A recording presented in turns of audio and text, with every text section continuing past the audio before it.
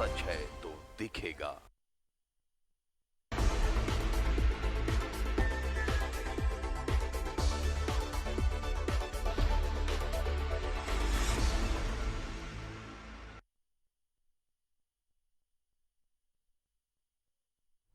नमस्कार, न्यूज 11 भारत देख रहे हैं आप। आपके साथ मैं हूं अभिषेक भारती और आज एक बात पूछने का मन हो रहा है। मैं जब बच्चा था तो एक खेल खेला करता था, शायद आप लोगों ने भी वो खेल खेला होगा। अगर झारखंड से आपका ताल्लुक है तो आप जानते होंगे। हम खेलते थे घो घो रानी और पूछते थे कितना कितना पानी। आज झारखंड वासियों से मैं पूछ रहा हूं, घो घो रानी कितना कितना पानी। मैं आपको बताऊं कि पहली बारिश का पानी और खत्म कहानी। किसकी कहानी खत्म? रांची नगर निगम की नहीं, बल्कि हर नगर निगम की और हर स्थानीय निकाय की और हर स्थानीय प्रशासन की। जी हां, फिलहाल रांची और धनबाद जैसे शहर की कहानी बिल्कुल खत्म कहानी है। पहली बारिश ने ही पूरा शहर पानी पानी कर दिया है।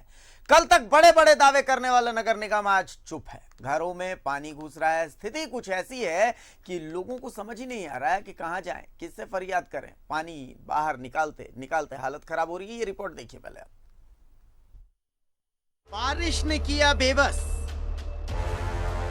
रांची नगर निगम लाख दावे करे कि बरसात से पहले या मानसून से पहले सारी चीजों को दुरुस्त कर लिया जाएगा और जाम नालियों को साफ सफाई करके उसे जल जमाव की स्थिति नहीं होने देंगे। लेकिन चिराग तले अंधेरे की बात कही जाती है। वही नज़ारा आज राजधानी रांची के चडरी तालाब के पास का है, जहां पर भारी संख्या में जल जमाव की स्थिति आपको देखने के लिए मिल रही है। क्योंकि ये इसलिए भी खास है ये पूरा इलाका, चूंकि यहाँ से कुछ ही दूरी पर रांची नगर निगम का अपना कार्यालय भी है और ऐसे में इस जगह पर इस तरह के जल जमाव होने से कहीं न कहीं सवाल उठता है कि पूरे शहर की साफ सफाई की व्यवस्था संभालने वाले रांची नगर निगम अपने पास के ही कार्यालय के पास के ही सड़क पर ध्यान नहीं दे पाई। आलम यह है कि जो नालियों की गंदगी या फिर जल जमाव की वजह से जो स्थिति बनी, उसके बाद जो है वो छोटा एक तरह से कले के तालाब के रूप में तब्दील हो चुका है। तो एक तरफ जहां चडरी का ये तालाब है, जहां पर लोग पहुंचते हैं, बारिश होती है तो लोगों के मन में भी उत्साह होता है कि चलिए तालाब पर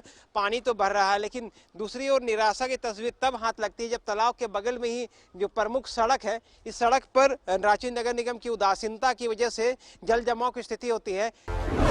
पहली बरसात में खुली पोल। रांची राजधानी है और राजधानी की एक सड़क है जो अरगोड़ा से कटहल मोड़ की ओर जाती है और ये दीपा टोली मोहल्ला है। ये नगर निगम के अधीन आता है। लेकिन हालत देख लीजिए, एक दिन की ज़बरदस्त बारिश, जोरदार बारिश से क्या हाल है और किस प्रकार से वाहनों को आने जाने में परेशानी हो रही है। पैदल चलना खैर मुश्किल है। तो ये स्थिति है, यहाँ पर लोग काफ़ी परेशान हैं। जब भी बारिश होती है ऐसा ही नज़ारा सामने आता है। आपका अरगोड़ा कटहल मोड़ से आने में रोड डाउन है और इधर आपका कटहल मोड़ से आने में भी डाउन है और नाली का समस्या है। ठीक है, नगर निगम में कंप्लेन करने के बावजूद भी गाड़ी लगाया गया, 2-4 ट्रक पानी खींचा गया और उसके बाद फिर बंद कर दिया गया। बोला कि इसका कोई सोल्यूशन नहीं है और उसके बावजूद बोला कि ये क्या PWD का काम है। ठीक है, तो ये विभागों की लापरवाही की वजह से ऐसा है। और काफी कंप्लेन किया है आप लोगों ने? कंप्लेन हम लोग बहुत बार किए हैं। एक बार यहाँ पर JCB से खोद के नाली के रूप में बना दिया है। किसी के मकान में तो पानी नहीं घुसा दीजिएगा, है ना। उसके बाद वो मकान बन गया तो पानी यहाँ पर जमा हो गया। सरकार सोया हुआ है। तो चूंकि कंस्ट्रक्शन ही इस सड़क की ऐसी है कि एक तरह से इधर से ढलान है और उधर से ऊंचाई है, लिहाजा यहाँ पर पानी का जमा होना स्वाभाविक रूप से ये दृश्य देखा जा सकता है। विभाग को, जो संबंधित विभाग हैं या नगर निगम है, उन्हें इसकी चिंता नहीं। जब बारिश होती है तो वो लोग कुछ कवायद करते हैं पानी निकालने का, बाकी दिनों इस पर कोई चिंता नहीं होती। कहां है नगर निगम? रांची को जल जमाव से बचाने के लिए अरबों रुपए की राशि खर्च की गई। खास तौर से हर बरसात के पहले व्यापक स्तर पर तैयारियां किए जाने की बातें कही जाती हैं, लेकिन आप तस्वीरों के माध्यम से स्पष्ट देख सकते हैं कि किस तरह से राजधानी रांची में जल जमाव आज भी एक बड़ी समस्या है। वह भी तब जबकि राजधानी रांची की टोपोग्राफी काफ़ी विषम है। यह एक पठारी क्षेत्र है, यानी कि पहाड़ों पर बसी हुई नगरी है और यहाँ जब भी बारिश होती है तो बारिश का पानी बहकर तुरंत ही बाहर निकल जाता है। इसके बावजूद जिस प्रकार की संरचनाएं तैयार की गई, जिस प्रकार से जल जमाव की समस्या से निजात देने के लिए कोशिशें की गई, वही कोशिशें आज की तारीख में राजधानी रांची के लोगों के लिए परेशानी का सबब बनी हुई है। आप तस्वीरों में देखिए, ये राजधानी रांची का रातू रोड है, कब्रिस्तान का इलाका है। यहाँ नालियाँ बनी हुई हैं, लेकिन ये नालियाँ किसी काम की नज़र नहीं आ रही हैं, क्योंकि सड़कों पर पानी जमा हुआ है। नालियाँ जो है पूरी तरह से कवर की हुई हैं, जिसका इस्तेमाल फुटपाथ के तौर पर किया जा रहा है। लेकिन जिस पर्पज़ से नालियों का निर्माण कराया गया, वह पर्पस कहीं भी फुलफिल होता नजर नहीं आ रहा। राजधानी से ही पूरे प्रदेश की तस्वीर उभरती है। पूरे प्रदेश के बारे में लोग एक आकलन करते हैं, एक मनोदशा तैयार करते हैं, एक विचार तैयार करते हैं। लेकिन रांची में जो तस्वीरें दिख रही हैं वो सचमुच बेहद ही दुखदाई हैं कहीं न कहीं, और आम लोग लगातार इन समस्याओं से जूझते चले आ रहे हैं। हर राजधानी का है ये हाल, तो बाकी जगहों पर तो होगा बवाल।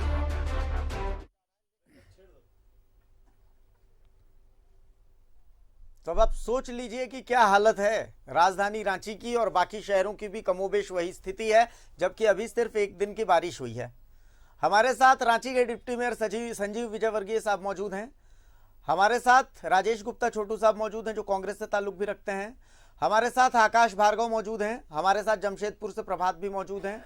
तो तमाम जगह हम चलेंगे, लेकिन सबसे पहले मैं संजीव विजयवर्गीय साहब आपके पास आना चाहूंगा। बड़ा सीधा सा एक सवाल है कि सर, तमाम तैयारियां जिनके दावे किए गए थे, क्या हुआ? पहली बारिश में तो सब धरे के धरे रह गए। कल मैंने खुद पूरी रात घर से पानी निकाला है, दूसरे की तो बात ही छोड़ दें। देखिए, रांची शहर में साफ सफाई लगातार चालू है। कोरोना काल में भी हम लोगों ने अपने कर्मचारियों को रोज बुलाने का काम किया, और पिछले 1 महीने से प्रमुख नालों की सफाई कर रहे हैं। रांची शहर के कई स्थानों पर नाली नहीं बने होने के कारण जल जमाव की स्थिति बनती है, जिसमें कई मोहल्ले भी आते हैं, कई प्रमुख सड़क भी आते हैं। हम लोग लगातार प्रयास कर रहे हैं। पिछले 5 वर्षों में अगर आप देखेंगे 2015, 16, 17 ये 3 साल में हम लोगों ने बहुत सारे क्षेत्रों से ये समस्या को समाप्त किया। लेकिन पूरा 18, 19, 20 18 चुनावी वर्ष होने के कारण काम नहीं हो पाया। 19 विधानसभा लोकसभा चुनाव, 20 कोरोना, 21 फिर से कोरोना। 2-3 वर्षों में लगातार बहुत सारी स्कीम्स बनी, लेकिन उस स्कीम को पूरे रांची में एक इलाका बता दीजिए जिस ठोक के कह दीजिएगा कि हाँ, इस इलाके को मैंने बिल्कुल जल जमाव से मुक्त कर दिया, बाकी तो और चीजों को छोड़ देते हैं। एक इलाका बता दीजिए। बता सकते हैं एक इलाका, क्यों आप बोल रहे हैं? आप आइए। नहीं, मैं आपको बताऊं, पीस रोड है ना, पीस रोड आप आइए। हमने नालियों का जो सिस्टम वहां क्रिएट किया, आज कहीं भी आपको पानी दिख जाए तो आप जो बोलेंगे। कुम्हार टोली आइए, कुम्हार टोली डंगरा टोली के पास है, अगर वहां कुछ दिखे तो आप बताइए। समस्याएं कहाँ है ये आपको बताता हूँ। समस्याएं वही हैं जहां सीएनटी के कारण कुछ जमीनों की समस्या है, और हम मोहल्ले की नाली को उससे जोड़ नहीं पा रहे नाले में। ये एक बहुत बड़ी समस्या। दूसरी समस्या क्या है? एक जानकारी आपको भी दे दूं, दर्शकों को भी दे दूं। बेबी फलक याद होगी, उमेश राणा याद होगा, और आज पहली बारिश के बाद एक जानकारी दे देता हूं। कोकर डेला टोली महावीर नगर पुल में एक बाइक सवार बह गया है, जो अब तक लापता है, जिसकी जानकारी नहीं मिल पाई है। उमेश राणा भी आज तक तो पता नहीं चल पाया कि कहाँ गए थे। वहीं कोकर के पुल में, डिस्टिलरी पुल जिसको कहते हैं, वहीं पर वो बह गए थे, और अब आज वहीं पर एक और शख्स बह गया, अब तक उसकी जानकारी नहीं मिली है सर। तो इस तरीके की जो समस्याएं आ रही हैं, क्या उसका कभी समाधान हो पाएगा रांची में? पुराना जो बहे थे वो महावीर नगर था, सरना टोली बस्ती में आता है वो। और आज भी मुझे लगता है जो लोकेशन आप बता रहे वो डेला टोली नहीं बल्कि सरना टोली होना चाहिए। अगर वही मेरे पास जो जानकारी है वो डेला टोली की है। नहीं, मैं आपको बताता हूँ कि वो डेला टोली क्षेत्र में ऐसा कोई नाला नहीं है। हाँ, एक महावीर नगर सरना टोली में है, जहाँ पिछले बार उमेश राणा बहे थे। उमेश राणा जिस दिन बहे, अभी तक उनकी लाश नहीं मिली है, मैं भी मानता हूँ। उसके बाद नगर निगम क्या कर सकता? नगर निगम ने 1 सप्ताह के अंदर पूरा डीपीआर बना के राज्य सरकार को प्रेषित किया। राज्य सरकार से चिट्ठी आई कि आप बोर्ड से स्वीकृत करा के भेजिए। हम लोगों ने रांची नगर निगम बोर्ड से स्वीकृत करा के उस योजना को भेजा, लेकिन आज तक फंड ही नहीं मिला। बोलिए रांची नगर निगम कैसे बना पाएगा वो? अगर सरकार की ये सुविधा निगम को नहीं मिलती है तो निकाय के पास और क्या हाथ पैर है जिससे कि वो ये संपूर्ण बीमारियों को दूर कर सके। अच्छा, मैं राजेश गुप्ता, छोटू साहब हमारे साथ मौजूद हैं। छोटू भाई, आप तो सुन रहे हैं, सब कुछ सुन लिया आपने, अब आपकी प्रतिक्रिया मैं जानना चाहूंगा। देखिए, उन्होंने बड़ा बेबाक से बड़े भाई संजीव विजयवर्गीय जी बोले और सत्यता भी है इस पे, और मुझे उसमें दो चार बातें ऐड करनी है, उनके जेहन में नहीं होंगी निश्चित तौर पे। एक जनप्रतिनिधि बनकर के मुखदर्शक नहीं होना चाहिए, पहली चीज। दूसरी चीज कि हर वार्ड का, किसी भी आप देश में पूरे वर्ल्ड में चले जाइए, हर क्षेत्र का, जैसे हमारे यहाँ म्युनिसिपल कॉर्पोरेशन है तो अपने वार्ड का एक मैप होता है। मैप होता है कार्टून मैप, जिसको समोज बोलते हैं, समोज मानचित्र। क्या नगर निगम के पास, बड़े भाई से जरूर ये जानना चाहेंगे कि क्या नगर निगम के पास इस शहर के 53 वार्ड का समोज मानचित्र है? जिस तरीका से, जिस ज्योग्राफिकल यहाँ की जो भूखंड है हमारे, उसके तहत कहीं बहुत हाइट है, कहीं बहुत नीचा है, और पानी निकल जाता है उसी डाउन के कारण। अन्यथा जो सिस्टम या जो मैकेनिज्म नगर निगम ने अपनाया है आज तक, हमें लगता है कि कहीं भी पूरे देश में ऐसा कोई मैकेनिज्म नहीं जो नगर निगम में अपनाते हैं। अच्छा। चाहे उनका इंजीनियरिंग सेक्शन फेल हो या तो फिर उनकी पूरी सिस्टम फेल हो।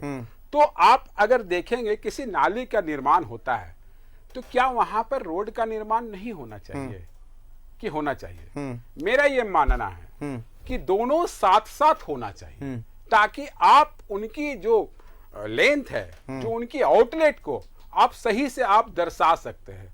मगर कभी भी ऐसा प्रयास नहीं किया गया कि सही से उसका आउटलेट बने, उस नाली का जो निकासी हो वो प्रॉपर तरीके से हो जी। और आप देखेंगे जब नाली बन जाती है और नाली बनने के बाद नाली के साइड में दीवार खड़ी होती है आरसीसी का, लेफ्ट साइड और जो उनका स्लेब डाला जाता है, उस स्लेब का साइज आप देखेंगे 16 इंच 24 इंच से ऊपर होता है।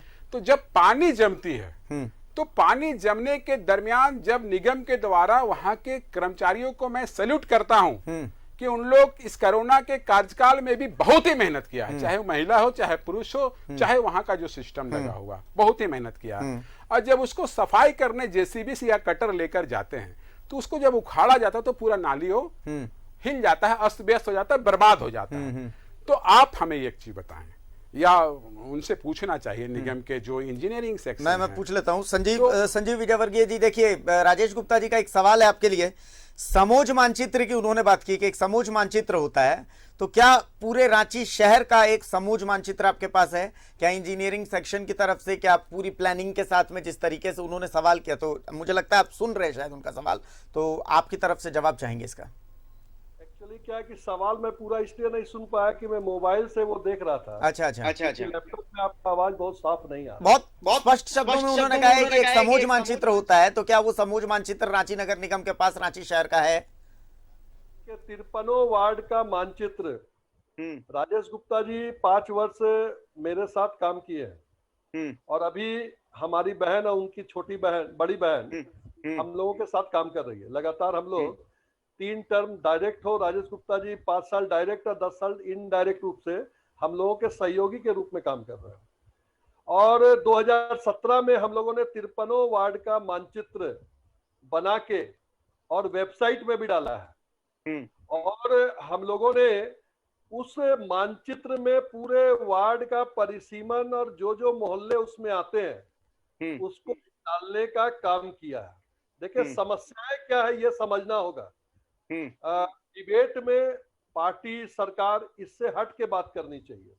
मुझे जो लगता है, देखिए समस्याएं क्या है कि रांची नगर निगम हो या देश का कोई नगर निगम हो, जब तक नगर निगम स्वतंत्र रूप से एक एजेंसी के रूप में शहर के विकास के लिए काम नहीं करेगा, तब तक आप शहर का समुचित विकास नहीं देख पाएंगे। रांची शहर का दुर्भाग्य देखिए। आप अभी एक फोटो दिखा रहे थे, हम देख रहे थे।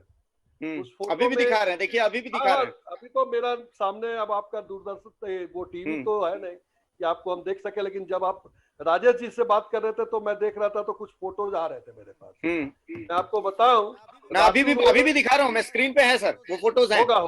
मैं आपको वही बताना चाह रहा हूँ। रातू रोड का आप प्रमुख सड़क दिखाते हैं, लालपुर से कांटा टोली का प्रमुख सड़क दिखाते हैं, अपर बाजार बड़ा तालाब के सड़क को दिखाते हैं। सब नाले को बनाया है पीडब्ल्यूडी विभाग। 114 करोड़ का टेंडर 2013 में हुआ था, 2016 तक काम हुआ। और कोई भी नाली में पानी जाने का कोई काम नहीं होता, बस नाले बने हैं। अच्छा। नगर निगम को सफाई करने की जिम्मेवारी है। हम 4 बार गए वहां कि आखिर ये व्यवस्था बनेगी कैसे। दुर्भाग्य ये है इंजीनियरिंग विभाग, चाहे निगम का हो या सरकार के किसी विभाग का हो, योजना को धरातल पे उतारना बिल बनाने के लिए ये है, लेकिन मुझे लगता है कि काम को संपूर्ण करने के लिए नहीं है। और इस कैसे बंधन लगे, इसके लिए निगम के बोर्ड, जहां हमें बैठने का अधिकार है, मुझे नहीं लगता कि निकाय प्रतिनिधि को इससे ज्यादा अधिकार चाहे किसी भी पार्टी की सरकार अच्छा, हो। तो देखिए तो मैं आपको एक लाइव तस्वीर, अभी विजय वर्गीय जी, मैं लाइव तस्वीर दिखाता हूं। आकाश हमारे साथ जुड़े हुए हैं और वो जहां पर हैं, मैं उनके पीछे देख सकता हूं कि पूरा जल जमाव है, जबरदस्त जल जमाव है। आकाश, आपका कैमरा क्या देख पा रहा है फिलहाल?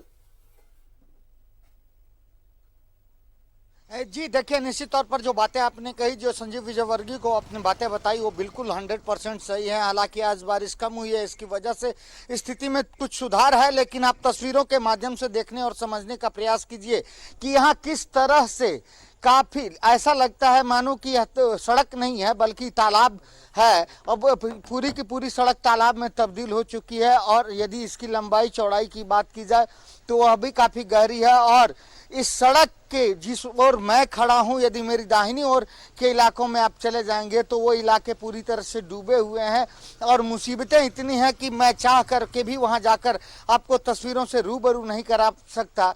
लेकिन देखिए कि किस तरह से वाहन चालकों को यहाँ परेशानियों का सामना करना पड़ रहा है, राहगीरों को यहाँ परेशानी।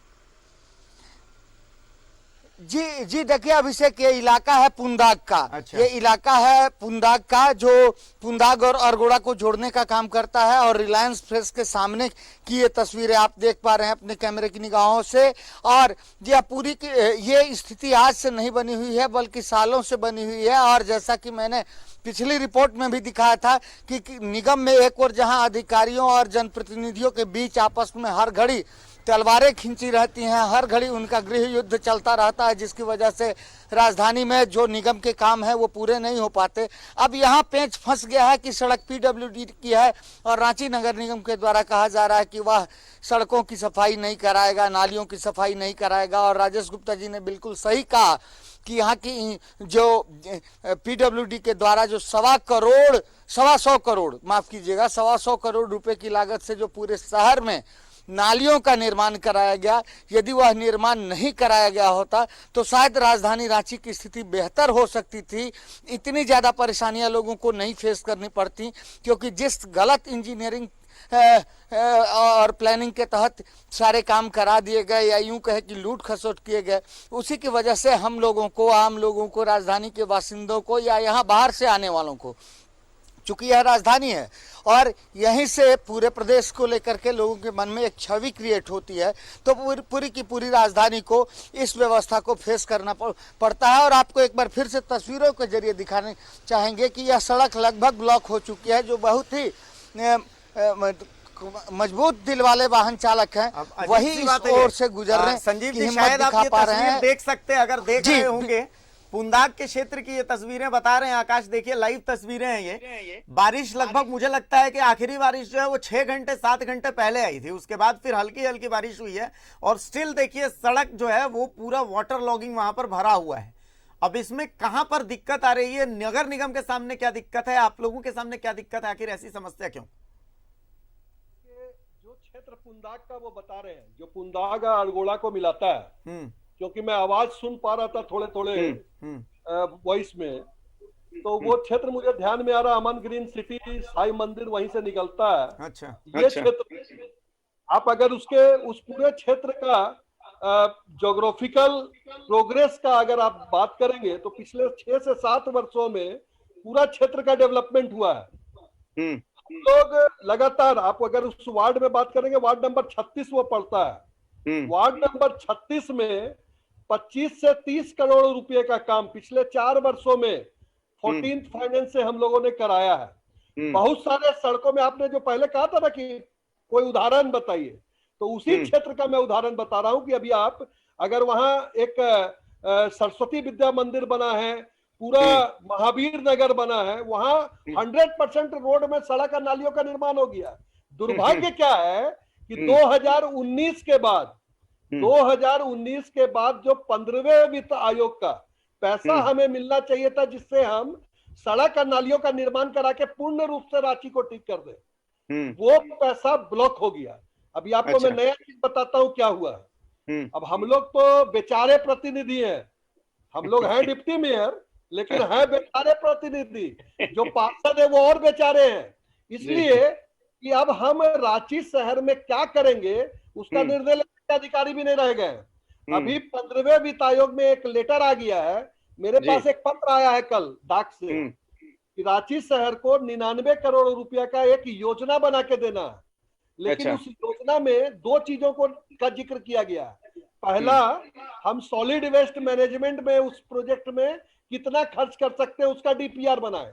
दूसरा, हम वायु प्रदूषण में कितना खर्च कर सकते हैं उसका डीपीआर बनाए। भैया सबसे जरूरी तो जो विकासशील शहर होता है वहां सड़क का नाली है, जहां आज भी नए नए मोहल्ले बस रहे हैं, लेकिन अधिकार ही नहीं है कि उसका हम चयन कर सके, तो बनाएंगे कैसे? अब ये प्रश्न सरकार के विभागीय मंत्री से पूछना चाहिए कि आखिर नगर निगम को समुचित फंड नहीं देंगे तो हम योजना बनाएंगे कैसे? योजना बनाने के लिए तो ये बहुत जेन्युइन सा, इसलिए क्योंकि हर बात के लिए कटघरे में आपको खड़ा भी नहीं किया जा सकता, कुछ आपकी भी तकनीकी समस्याएं होंगी, हम वही समस्याएं समझना चाहते हैं। हमारे साथ पार्षद रोशनी खालको भी जुड़ी हुई हैं। चूंकि रोशनी खालको जी, आप तो शहर के एक वार्ड का प्रतिनिधित्व करती हैं और एक ऐसे वार्ड का जहां जल जमाव की समस्या अक्सर 2-4 होते रहते हैं, तो आपके सामने क्या समस्या आ रही है? ये यूं कहें कि आप अब तक जल जमाव हो रहा है, उसको लेकर के आपकी तरफ से क्या कुछ किया गया है? लगातार जल जमाव की समस्या तो रहती है, जब भी अगर लगातार बारिश होती है तो समस्याएं तो बढ़नी ही है। क्योंकि बारिश से पहले हम लोग हमेशा तैयारी करते थे कि किसी भी स्तर पे जेसीबी लगा के बड़ी बड़ी नालियों की सफाई की जाए, या फिर जो हम लोग बाहर से बाहर वाले लेबर बुलाकर नालियों की सफाई किया करते थे। इस बार की स्थिति जो है कोरोना के कारण ना बोर्ड मीटिंग हुई, ना इन सारी व्यवस्था दी गई, उसकी वजह से आज देखिए बड़े बड़े नाले सफाई नहीं हो पाए और उसके कारण जल जमाव की समस्या रह रही है। बिल्कुल, मैं एक बार जमशेदपुर का रुख करूंगा, इसलिए जमशेदपुर का रुख करूंगा क्योंकि बात आज सिर्फ रांची की हम नहीं करेंगे, हम बात पूरे झारखंड की करेंगे। प्रभात, जमशेदपुर में भी देखिए पहली बारिश में मानगो वाले क्षेत्र से ऐसी तस्वीरें आ रही हैं कि घरों में पानी घुस गया है। कई ऐसे सड़क है जहां पर वाटर लॉगिंग हो गई है, तो क्या वहां पर भी नगर निगम बिल्कुल फेल नजर आ रहा है? जी देखिए भारती, यहाँ जमशेदपुर में अगर हम कहें तो 2 व्यवस्थाएं काम करती है, एक तो टाटा स्टील का, दूसरा नगर निगम का।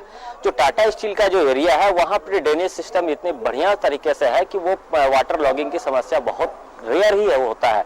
और जो आपने कहा कि जो मानगो का क्षेत्र है या फिर कदमा का निचला इलाका है, इन क्षेत्रों में पानी का लॉकिंग जरूर होता है, लेकिन पिछले दिनों जो यस तूफान की आने की जो आया था उसमें जो ये कयास लगाया था सबसे ज्यादा पूर्वी सिंहभूम, सरायकेला, खरसावां को प्रभावित करेगा। उसको देखते हुए जिला प्रशासन या नगर निगम कहे या नोटिफाइड एरिया कमेटी के द्वारा जो ड्रेनेज जो था वो जो जाम हो जाता था उससे साफ सफाई कर दी गई थी, नालियों की साफ सफाई कर दी गई थी। क्योंकि ये मानसून भी अब ब्रेक कर चुका है और मानसून भी अब एंटर करने वाला, तो इसको कहीं ना कहीं देखते हुए सारी कवायद की गई थी। लेकिन जो मानगो नगर क्षेत्र का जो या फिर हम कदमा के क्षेत्र में जो पानी जो घुसता है उसका एक कारण ये भी है भारती, जैसे बताते हैं कि जो उड़ीसा से जब पानी जब खोला जाता है, उड़ीसा का बैंगविल डैम से जब पानी छोड़ा जाता है, नदियों में जब पानी जब पूरा भर जाता है और वो पानी जब बरसात होते रहती है तो पानी जो शहर का पानी है नदियों में जाता है तो वो बहाव में नहीं हो पाता है, क्योंकि वो पीछे जो है बैक कर देता है, उसके चलते बहुत सारी जगहों पर पानी घुस जाती है। लेकिन उसको भी अभी दुरुस्त कर लिया गया है। जो नालियों में जो जाम रहता था, ड्रेनेज सिस्टम अंजाम रहता है। और उसका एक कारण और भी है भारती, देखिए बहुत सारे लोग ऐसे भी है जो शहरी क्षेत्र में जो टाटा स्टील ने अपने शहर को बसाया वो पूरे प्लांट वेट से बसाया, और जो टाटा स्टील के अलावा जो गेट इसको एरिया है वहां पे क्या है, लोग पहले से ही घर बना चुके हैं और घर को इतना अतिक्रमण कर लिया कि जो नाला है या ड्रेनेज सिस्टम है उसे कहीं ना कहीं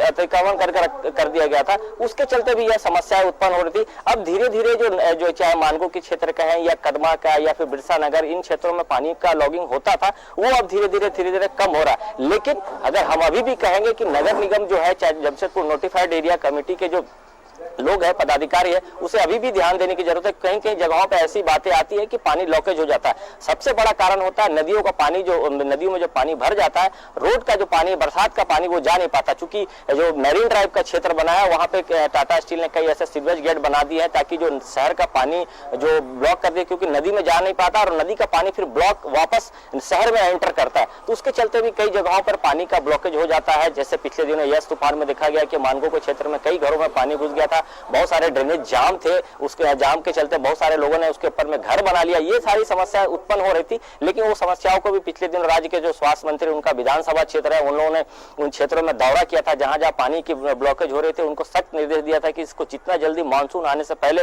ये सारी चीजों को दुरुस्त कर लिया जाए। अब वो कवायद की भी जा रही है। रह गई शहरी क्षेत्र में, तो शहरी क्षेत्र में टाटा स्टील का ड्रेनेज सिस्टम है, साथ ही साथ जो जमशेदपुर नोटिफाइड एरिया कमेटी जो देखभाल करता है, जो गेट इसको एरिया है, कदमा के जो शास्त्री नगर का जो निचला इलाका है, उन इलाकों में थोड़ी सी समस्या उत्पन्न होती थी, लेकिन अब वो भी धीरे धीरे दूर होते जा रही, चूंकि ड्रेनेज सिस्टम को दुरुस्त किया जा रहा ताकि आने वाले दिनों में जो मानसून ब्रेक आएगा तो उसमें कहीं दिक्कत ना हो। लेकिन थोड़ी सी दिक्कत जरूर होती है भारतीय, क्योंकि जो शहर का समस्या है नहीं। देखिए अब राजेश जी के पास मैं आऊंगा। देखिए राजेश जी, इन बातों को सुनने के बाद एक बात तो समझ में आती है। मैं एक उदाहरण दे रहा हूं, बहुत छोटा सा, प्रॉपर प्लानिंग की बात। मैं कल आ रहा था ऑफिस, तो मैंने देखा एक जगह पर कि पानी बिल्कुल सड़क के ऊपर से आ रहा था। तो मैंने पूछा कि भाई ऐसा क्यों, तो बोले कि वो आगे एक बाहुबली साहब है, वो कहते हैं कि नहीं मेरे घर के सामने से नाली नहीं जाएगी, तो नाली को यहां से गुजार दिया जा रहा है। तो क्या इस तरीके से भी होता है कि भाई उन्होंने कह दिया कि नाली इधर से नहीं जाएगी, उन्होंने कह दिया कि नाली इधर से नहीं जाएगी, उन्होंने कह दिया कि नाली इधर से नहीं जाएगी, मजबूरी में स्थानीय पार्षद बोल रहे हैं कि ठीक है भाई नाली इधर से चली जाएगी, नाली इधर से चली जाएगी। तो अब उसका नतीजा ये हो रहा है कि पहली बारिश में ही पानी जो है सबके घर में चला जा रहा है। तो एक प्रॉपर प्लानिंग का जो अभाव है वो अभाव नजर आता है। कहां पर कोऑर्डिनेशन की कमी नजर आती है, लोगों का, नगर निगम का, दोनों का जब तक साथ नहीं रहेगा तब तक तो संभव नहीं है यह।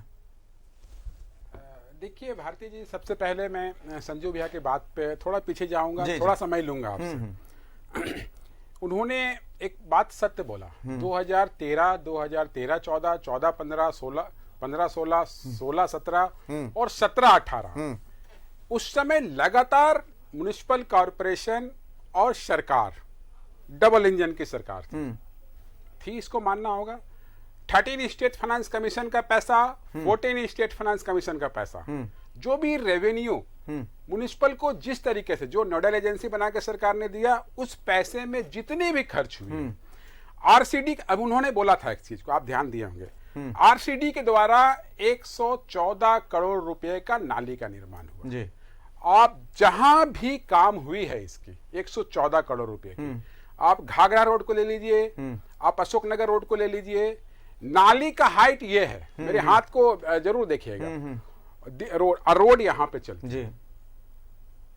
तो कौन सा मैकेनिज्म उस समय की सरकार ने सोचकर किस इंजीनियरिंग सिस्टम के तहत इस चीज को किया था, पहली चीज। और उतने जो पैसा आए थे 13 और 14 का पैसा, हमें लगता है, मेरी जानकारी थोड़ा कम थी, हमने 700 करोड़ रुपया जोड़ रखा था, मगर भाई जी ने बताया, हमारे बड़े भाई संजू भैया, कि 114 करोड़ रुपया उसमें खर्च हुए। और जो नगर निगम के द्वारा नालियों का निर्माण हुआ, उसका भी एग्जैक्ट फिगर मेरे पास नहीं है, मगर मेरे ख्याल से 500 से 600 करोड़ रुपया का नाली का निर्माण हुआ।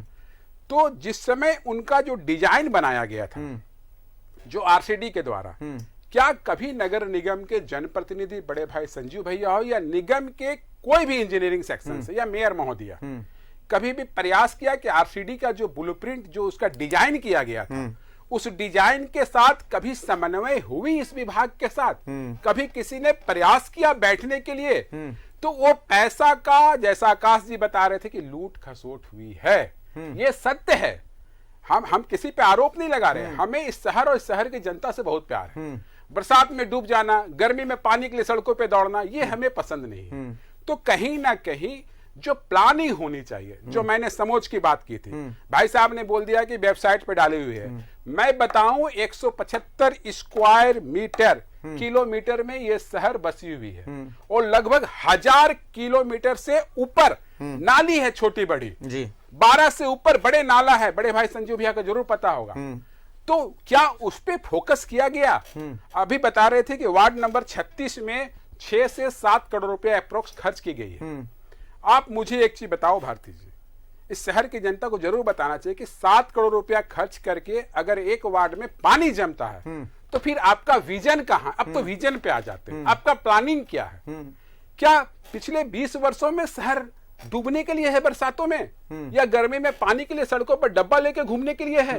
तो ये एक प्लान होना चाहिए था, जो प्लान में कहीं ना कहीं म्युनिसिपल कॉर्पोरेशन फेल किया है। इनका इंजीनियरिंग सेक्शन पिछली सरकार जो डबल इंजन की थी पूरी तरीका से फेल की है। अनन फनन में कार्यों को करवाना और उसे भुगतान करना, जैसा आकाश जी बता रहे थे, आपके एक रिपोर्टर बड़े ही मुखर हैं, कि लूट खसोट की जो बू आती है कहीं ना कहीं ये समझ में जरूर आता है यहाँ के लोग। बिल्कुल। चलिए यहाँ पर एक छोटे से ब्रेक के लिए रुक रहे हैं हम, चूंकि आप लोग हमारे साथ बने रहिएगा। आकाश और प्रभात, आप लोगों को धन्यवाद है, क्योंकि और भी संवाददाताओं से हम जुड़ेंगे और भी शहरों का हम हाल देखेंगे और रांची का भी कुछ हाल देखेंगे। संजीव साहब आप हमारे साथ जुड़े रहे हैं, राजेश भाई आप हमारे साथ जुड़े रहे हैं, रोशनी मैडम आप हमारे साथ जुड़े रहे हैं। और एक छोटे से ब्रेक के लिए हम रुक रहे हैं, ब्रेक के बाद जल्द वापस आते हैं तो रांची शहर और बाकी शहरों पर और बात होगी। एक छोटा सा ब्रेक।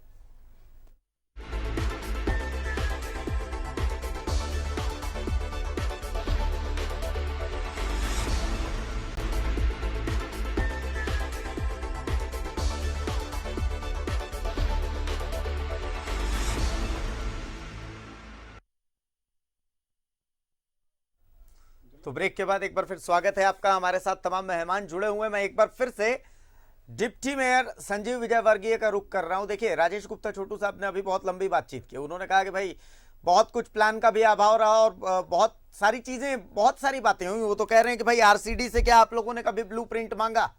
क्या अपना ब्लूप्रिंट उनसे मैच किया? आप लोगों की प्लानिंग क्या थी? 7 करोड़ रुपए जिस तरीके से आप आंकड़ा बता रहे थे कि भाई उतने करोड़ लगाने के बाद भी अगर वहां पर जल जमाव हो रहा है तो फिर आपका विजन कहां पर है? अब आप जैसा कि बोल रहे हैं कि कोरोना काल के कारण आप लोगों की जो मीटिंग होती है साला, वो मीटिंग आप लोगों की नहीं हो पाई। लेकिन मैं तो एक बात जानता हूं संजीव विजयवर्गीय साहब, मुझे तो याद नहीं है कि आखिरी बार वो मीटिंग कब हुई थी जब जिसमें विवाद नहीं हुआ था और जिसमें जन समस्याओं पर बात हुई थी। कहीं ना कहीं एक कोऑर्डिनेशन का अभाव तो हमेशा से नजर आया। कभी नगर आयुक्त और मेयर के बीच में दूरियां नजर आती हैं, कभी सरकार और शहर की सरकार के बीच में दूरियां नजर आती हैं, कभी फंड्स का रोना है। लेकिन इन सब के बीच हम जैसी आम जनता जो है वो तो बीच में पिसती जा रही है लगातार। सड़क पर पानी है, कहीं पर गड्ढा है, कहीं पर सड़क की हालत खराब है। मतलब मैं एक उदाहरण दे रहा हूं सर, कि मैं पिस्का मोड़ वाले इलाके से रोज आता हूं। अब पिस्का मोड़ से आप अगर शुरू करें और रातू रोड तक जब आते हैं तो भाई आप देखते हैं कि पूरे सड़क पर पानी ही पानी है। अब उसके बाद फिर आप सड़क के दोनों ओर देखते हैं तो आप देखते हैं कि तमाम दुकानदारों ने अपनी अपनी दुकानों के आगे ऊंची ऊंची मचाने बना करके दुकानों को आगे बढ़ा दिया। इस कारण पानी तो जो है वो सड़क पर आ जाता है। तो भाई मेरा तो निवेदन उन दुकानदारों से भी है कि भाई साहब, जब तक आप मदद नहीं करेंगे नगर निगम की तब तक तो आप भी उम्मीद मत करिए कि आपको सुंदर रांची और साफ रांची मिलेगी। और नगर निगम की तरफ से तो आज तक इधर ध्यान ही नहीं दिया गया। सर, उस रोड से तो आप भी गुजरते होंगे विजयवर्गीय साहब। देखिए, 2-4 चीज मैं क्लियर करना चाहूंगा। अभी राजेश भाई साहब बता रहे थे कि 114 करोड़ रुपए की जो आरसीडी की नाली बनी, उसमें उस समय डबल इंजन की सरकार थी और उनके देख रेख में बना। मैं स्पष्ट कर देना चाहूंगा, राजेश जी शायद भूल रहे हैं कि हेमंत सोरेन जी की ही सरकार थी जब इसका टेंडर हुआ था और इसका वर्क ऑर्डर हुआ था और काम भी उसी समय शुरू हो गया था। हाँ, काम समाप्त हुआ जब भाजपा की यहाँ सरकार थी। देखिए, फिर मैं कहूंगा, ये सरकार की बातें नहीं है। कांग्रेस और भाजपा की सरकार तो कभी बनेगी कांग्रेस की, कभी भाजपा की, कभी झामुमो की। लेकिन नगर निकाय की सरकार 2008 में बननी शुरू हुई। 2008 के पूर्व 1987 में एक बार नगर निकाय का गठन हुआ था, बाद में कुछ कारणों से इसे रोक दिया गया। और वही श्राप है रांची का जो आज हम झेल रहे हैं। देखिए अधिकारी लोग, चाहे कोई भी अधिकारी हो, किसी की सरकार में कोई अधिकारी हो, उनकी योजना धरातल में तब तक नहीं उतर सकती है जब तक जनप्रतिनिधि का उसमें समन्वय नहीं होता है। क्योंकि जनप्रतिनिधि जो लोकल स्तर पे होते हैं उनको अपने मोहल्ले और सड़क की समस्याओं की जानकारी होती है, और उस जानकारी के कारण ही एक समन्वय स्थापित होता है जिससे कि क्षेत्र ठीक हो जाता है। मैं आपको 2-3 चीज बताना चाहूंगा। देखिए 2008 के पूर्व जब आप कामों की संख्या को देखेंगे, काम के प्रकार को देखेंगे और काम के जगह को देखेंगे, तो उसके बाद आप पाएंगे कि 2008 के बाद स्थितियों में सुधार आया। इसलिए आया कि सब जगह एक लोकल पार्षद जुड़ गया, मेयर डिप्टी मेयर जुड़ गया। देखिए कोई भी मेयर बने, कोई डिप्टी मेयर बने, कोई पार्षद बने, अगर वो जनप्रतिनिधि बनता है तो उसका फर्ज बन जाता है कि कुछ काम करना, और काम करने के क्रम में वो सुझाव देता है और उसी पे अमल होके कुछ कुछ काम होते हैं। और आज उसी का प्रतिफल है कि रांची की स्थिति, आप बोल रहे हैं कि रांची बेकार हो गई, बर्बाद हो गई, पानियों में खो गई, लेकिन मैं समझता हूँ कि रांची 50% सुधार हुई है। 50% को सुधार करना है, लेकिन उसके लिए करना क्या होगा? सरकार को, नगर सरकार को स्वतंत्र करना पड़ेगा। नगर सरकार को हर एक वार्ड के पार्षदों से मिलके एक समन्वय स्थापित करना होगा। पूरे क्षेत्र की समस्याओं का समाप्ति कैसे हो, इस पर काम करना होगा। आज के दिन इतना ज्यादा इंक्रोचमेंट, मैं आपको इस वर्तमान सरकार की बात बताना चाहूंगा। इंक्रोचमेंट हटाएगा कौन सा? वही मैं बता रहा हूँ, वही सब कुछ बता रहा हूँ। देखिए आज इंक्रोचमेंट, रांची शहर की आबादी अगर 2005 की आबादी देखेंगे तो 4 लाख, आज की आबादी 20 लाख, सब कहीं ना कहीं बस गए। सीएनटी जमीन रांची में 60%, जहां भी नाले का एंड होता है वहां सीएनटी की जमीन पड़ जाती है।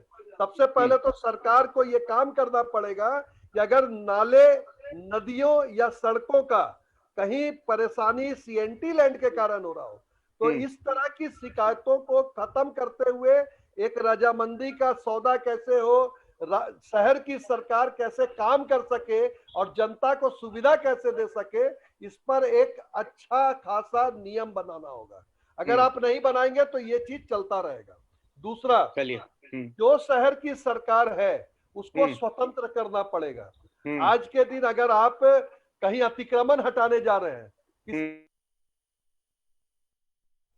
मैं एक बार रोशनी खाल को हमारे साथ जुड़ी हुई है, वार्ड में सदस्य हैं, मैं वार्ड पार्षद हैं, मैं एक बार उनके पास आता हूं कि जाहिर सी बात है, आप जब सारी चीजों को आपने सुना मैडम, और ये समस्याएं आपके सामने भी आती हैं, एक प्लानिंग का अभाव तो दिखता ही है, लेकिन सबसे ज्यादा जो समस्या आप लोगों के सामने आती है, अगर रांची शहर की मैं बात करूं, आपके वार्ड की मैं बात करूं, तो वो समस्या क्या है कि भाई अभी तक रांची शहर को या आपके वार्ड को जल जमाव से मुक्ति नहीं मिल पाई है? रोशनी जी। देखिए सबसे पहले तो मैं बताना चाहूंगी कि हम लोगों ने बहुत सारी प्लानिंग की थी, और उस प्लानिंग में हम लोगों ने बहुत सारी योजनाएं नगर विकास को भेजी थी। लगभग 3-4 योजनाएं उसमें से पास हुई, कुछ योजनाएं फंड के अभाव में रुक गई। अब वो सारी नालियां बन नहीं पाई, तो उन सारी चीजों के कारण आज भी हमारे वार्ड में या रांची में बहुत सारे ऐसे वार्ड हैं जहाँ की बड़ी बड़ी नालियां नहीं बन पाई, जिसके कारण जल जमाव की समस्याएं हो रही है। उससे भी विकट स्थिति हम लोगों की तब आती है जब कोई भी, चूंकि पूरा रांची अव्यवस्थित है, अब हम लोग कोई भी नालियां निकालते हैं तो उसको हम लोग को कहीं पर किसी जगह मिलाना होता है। जैसे हम हरिहर सिंह रोड की बात ले लें, तो हरिहर सिंह रोड में हम लोग नालियां तो निकाल देंगे, लेकिन उसका निकासी कहाँ होगी, इसके लिए कोई भी प्लानिंग नहीं है। क्योंकि क्या है, नीचे में जितनी लोगों की जमीन है उसे सरकार को अधिग्रहण करना होगा, तो उसके लिए सरकार को फिर ध्यान देना होगा उस पे, उसके लिए अलग से प्लानिंग करनी होगी। हम लोगों ने कई बार उसमें पहल किया, लेकिन ये सारी चीजें हो नहीं पा रही है। जमीन मालिकों को मुआवजा नहीं मिलने की वजह से नालियां अपनी जमीन से क्यों निकालने देगा कोई व्यक्ति, तो ये सारी समस्या रह जा रही है। आज देखिए हरिहर सिंह रोड में पानी जम रही है और हम लोग देखते हुए भी उसका कोई उपाय नहीं निकाल। जी रोशनी जी बोलिए। जी बिल्कुल, मैं तो जी, मैं उसमें इतना ही सरकार से निवेदन करना चाहूंगी कि जो भी नालियों की निकासी होती है, अगर कोई किसी की जमीन जा रही है उसमें, तो उस जमीन मालिक को सरकार मुआवजा दे, क्योंकि नगर निगम की मतलब स्थिति इतनी नहीं है कि नगर निगम उसको जमीन के लिए पैसा दे और उसके बाद नालियां निकाले। इन सारे कारणों से भी नालियों की काम काफी जगह रुक गई है। मतलब आपके हिसाब से, अगर सरकार उन लोगों को फंड देती है, आपके हिसाब से सरकार की तरफ से आपको प्रॉपर सहयोग नहीं मिल पा रहा है, जिस कारण आप लोगों के विकास कार्य रुक जा रहे हैं, ये कहना चाह रही है ना आप? बिल्कुल बिल्कुल। अभी 15 फाइनेंस में आप देखिए, हम लोगों को रांची नगर निगम को क्या पैसा मिला, हम लोगों को कुछ भी नहीं। उसके कारण रांची नगर में एक भी नालियों का निर्माण नहीं करवा पा रहे हैं हम लोग इंतजार कर रहे हैं। 1.5 साल हो गई इस सरकार को, उन्होंने तो 15 फाइनेंस के नाम से हम लोगों को कुछ नहीं दिया। तो वो सारी प्लानिंग तो अधूरी रहेंगी ही ना। मैं आपसे इसका जवाब चाहूंगा, लेकिन अभी हमारे साथ देवघर से मनीष भी जुड़े हैं। एक बार देवघर की स्थिति भी हम देख लेते हैं। मनीष, पहली बारिश के बाद अगर देवघर की बात करें तो वहां पर क्या स्थितियां हैं? चूंकि हमारे रांची की तो स्थिति ऐसी है कि पूरी रांची पहले बारिश में ही नगर निगम की पोल खुल करके सामने आ गई है। देखिए अभिषेक, हर बारिश के बाद, हर मौसम में मानसून से पहले जब मानसून ब्रेक होता है, बारिश होती है, तो सारे नगर निगम की पोल खुल जाती है। भले ही अलग बात है कि सारे नगर निगम दावे जरूर करते हैं, हालांकि देवघर में जो बातें स्थिति है, यहाँ का टोपोग्राफी कुछ अलग है। उस लिहाज से यहाँ पे देवघर नगर निगम ने भी इस बात का दावा किया है कि 1-2 सप्ताह नहीं बल्कि 1 महीने जितनी भी नालियां हैं, मुख्य नालियां हो या उससे जब सब डिवीजन जो साथ में जुड़ी हुई छोटी छोटी नालियां, उनकी सबकी सफाई कर ली गई है। लेकिन मैं पिछले 6 सालों से यहाँ पे रिपोर्टिंग कर रहा हूँ। एक जगह जो हरियर बाड़ी जो जगह है, मंदिर वाला इलाका है, वहाँ की समस्या अभी उसका निजात नहीं निकल पाया है। हालांकि निगम के नगर आयुक्त थे, उन्होंने दावा किया है, यहाँ आने से पहले मेरी उसने बातचीत हुई, उन्होंने कहा कि जल्द ही वहाँ की जो समस्या है वो भी दूर कर लिया जाएगा। दूसरी एक सबसे बड़ी बात है कि यहाँ पे नॉन सेलेबल लैंड है और नंदन पहाड़ की जो निचली इलाका, जो लो लैंड जिसे हम कहेंगे, वहाँ भी लोग घर बना रहे हैं, काफी तेजी से बन भी चुका है। तो वहाँ कोई प्लान्ड नहीं है वो जगह, तो वहाँ लोग तो निश्चित तौर पर ऐसे जगह पर पानी जल जमाव होगा ही। और जो शहर का आसपास इलाका जो बाहर विस्तार हो रहा है, क्योंकि वो पंचायत में आता है, तो वहाँ, लेकिन देवघर नगर निगम या किसी भी निगम का ये दावा है।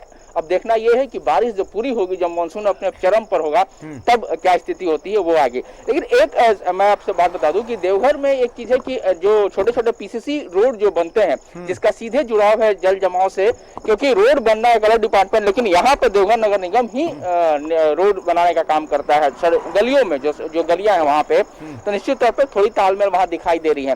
लेकिन अभिषेक, एक बहुत महत्वपूर्ण पहलू है जो मैं यहाँ बताना चाहूंगा, वाटर हार्वेस्टिंग को लेकर के एक रही हमेशा कि निगम का ये शर्त है कि उसी मकान का घर नक्शा पास होगा जो अपने यहाँ वाटर हार्वेस्टिंग का। मैं ये बात इसलिए कह रहा हूँ कि ऐसे आप नजर डालेंगे जिनके यहाँ छतों पर जब पानी गिरता है, जब बारिश होती है, तो उनके छत का जो पानी होता है वो सीधे रोड पे गिराते हैं, चाहे वो नली हो या मुख्य सड़क हो। तो मुझे लगता है कि अगर इस चीज का सख्ती से पालन किया जाए, वाटर हार्वेस्टिंग वो अपने आंगन में अपने घर में बनाए, तो निश्चित तौर पर जो वाटर जो अननेसेसरी जो सड़क पे गलियों में जो आ जाता है, वो जरूर उसका कहीं ना कहीं निकास होगा। ये जरूरी है। हालांकि ये सख्ती से लागू नहीं हो रहा है और ये अपने आप में बड़ी समस्या, इसका भी बहुत बड़ी भूमिका हो रही है जल जमाव में। अभिषेक, राजेश जी, जो अब तक मुझे समझ में आया, तो पहली चीज है प्लानिंग का अभाव।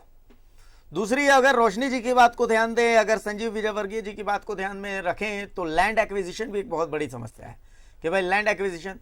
तीसरी चीज जो अतिक्रमण, जिसे हम कहते हैं कि भाई जहां पर नालियों को गुजरना चाहिए वहां पर तो अतिक्रमण हो जाता है, तो उसके बाद अतिक्रमित करते करते करते करते वो नालियां इतनी पतली हो जाती हैं कि उन नालियों का बहाव कहाँ हो, किधर हो। अब जैसे ये हरिहर सिंह रोड का उदाहरण दे रही है रोशनी खलको जी की, भाई वहां पर आखिर पानियों का निकासी कहाँ पर हो। तो इन समस्याओं का तो समाधान क्या हो सकता है? मतलब अगर या तो फिर एक ही उपाय है कि हम इसे नियति मान लें कि भाई हमें अब जिंदगी भर ऐसे ही डूब के रहना है और कोई उपाय ही नहीं हो सकता। अगर डिप्टी मेयर साहब की बातों को माने, रोशनी खालको जी की बातों को माने, तो हम इसी को नियति मान लें। देखिए, आपकी सारी बातें सही है और उन लोग भी जो बातें कह रहे हैं वो भी सही है, मगर गड़बड़ी कहाँ है? 2008 से 13 मैं भी काउंसलर था एक छोटे से वार्ड पे, और बहुत प्लान से वहाँ पे मेरे क्षेत्र में एक लोहरा कोचा करके जगह पड़ता है। आप 8 से पहले देखेंगे कि डूबते थे लोगों की, बह जाते थे, जाने चली जाती थी। हमने उसे प्लान करके बनाया और अब पानियां बरसती है, मतलब बहुत हैवी पड़ जाने से, चूंकि मैंने बताया कि 12 नाला इस शहर में रन करते हैं, उस 12 नाला पे आपको फोकस करना पड़ेगा। ठीक है, नए घर बन रहे हैं, इंक्रोचमेंट हो रहे हैं, तो उसका दायित्व तो किसके पे जाता है? उसका काम को करेगा कौन? कोई ना कोई व्यक्ति, कोई ना कोई इंस्टीट्यूशन। तो नगर निगम एक ऐसा जगह है जहां पे लाइफलाइन है इस शहर की, और हर को वहां पे जाना है। अगर कोई निर्माण गलत हो रहा है तो उसका जवाबदेही कौन लेगा? एक सवाल उठता है। तो म्युनिसिपल कॉर्पोरेशन अगर ईमानदारी से काम करे, और 8 से 13 तक मैंने जो प्लानिंग किया था, संजीव भैया भी वहां पर थे मेरे साथ, हम लोगों ने बजरंगबली मंदिर के बगल में 8 लेयर मल्टी लेवल पार्किंग का पास किया था। उसका पैसा भी आ गया था, आज तक उसका निर्माण नहीं हुआ।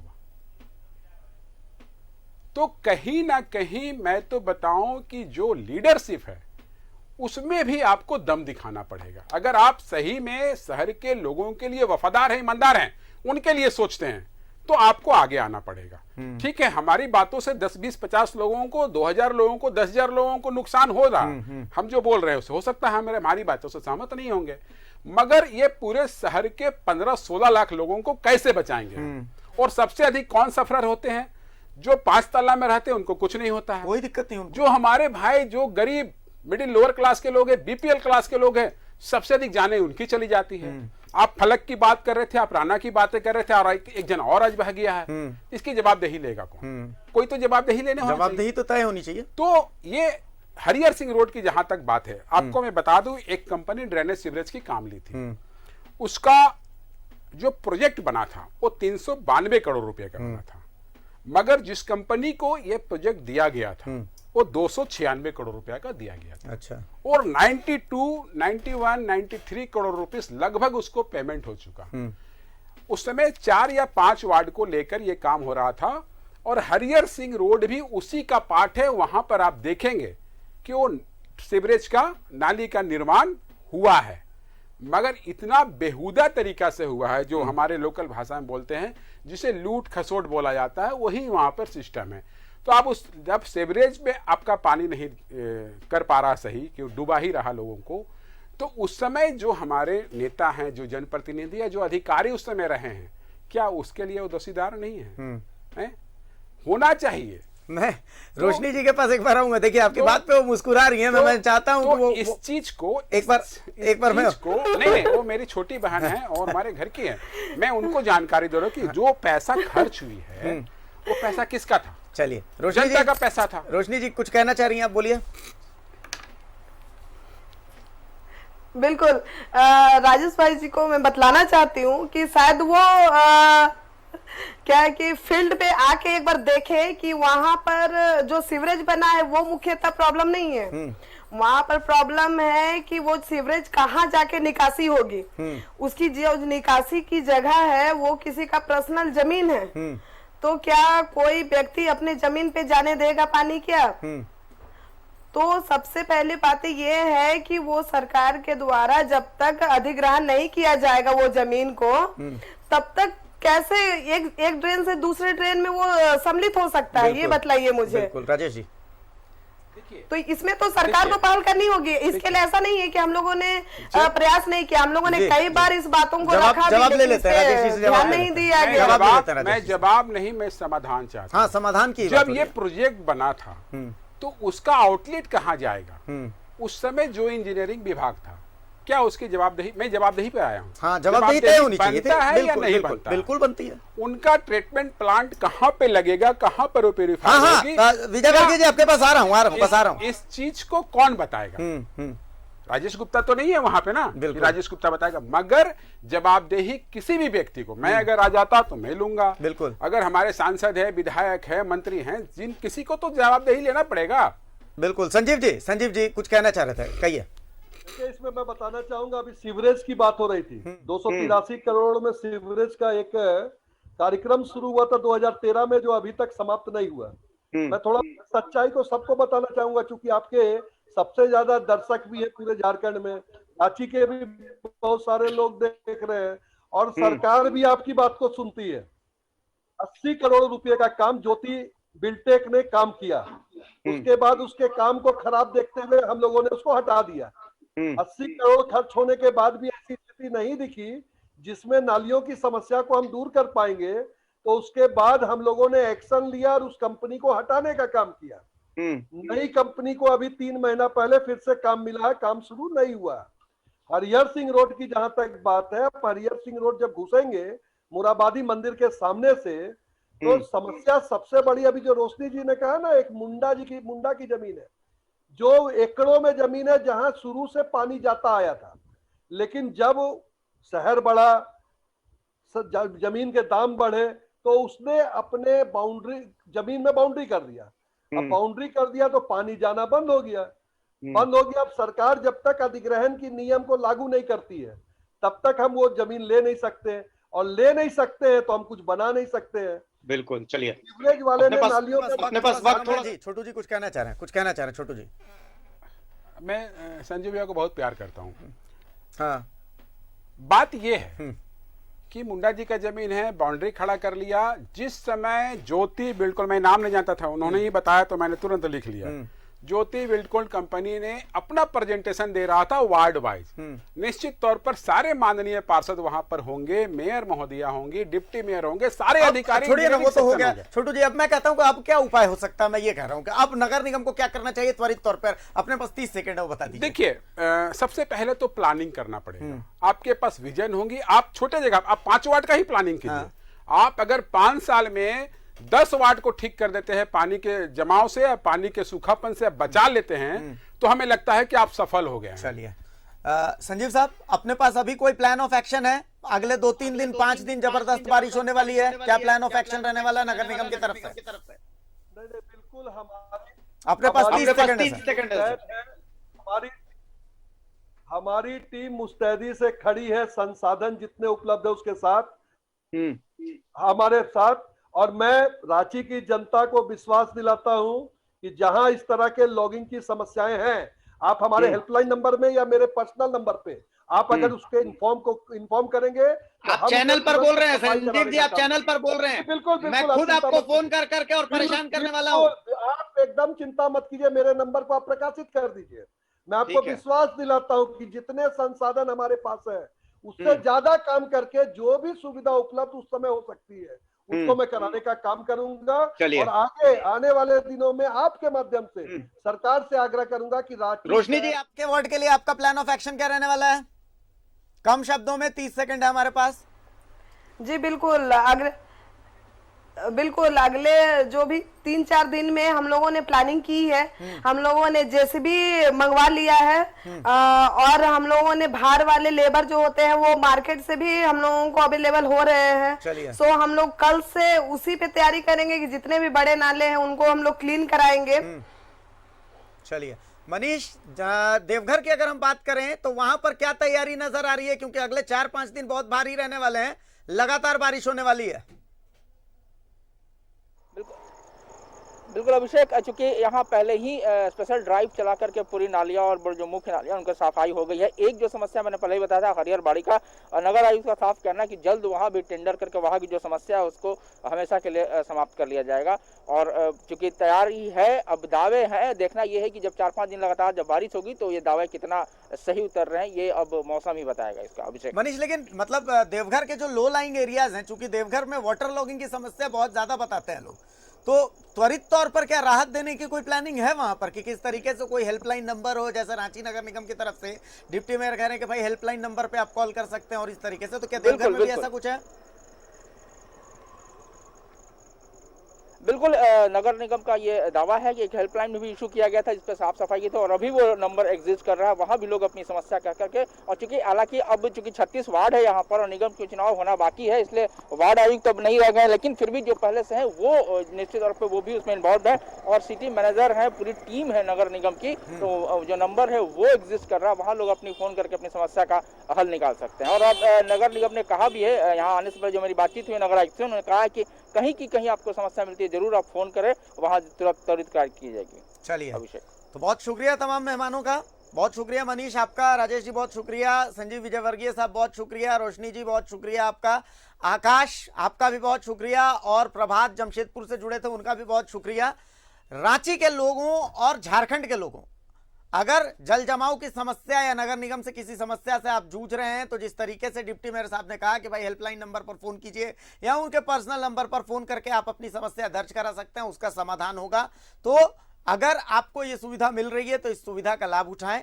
और अब देखना यह है कि अगले 4-5 दिनों के लिए जो वादे किए गए हैं, क्या ये वादे पूरे होते हैं या नहीं। मुझे इजाजत दीजिए, नमस्कार।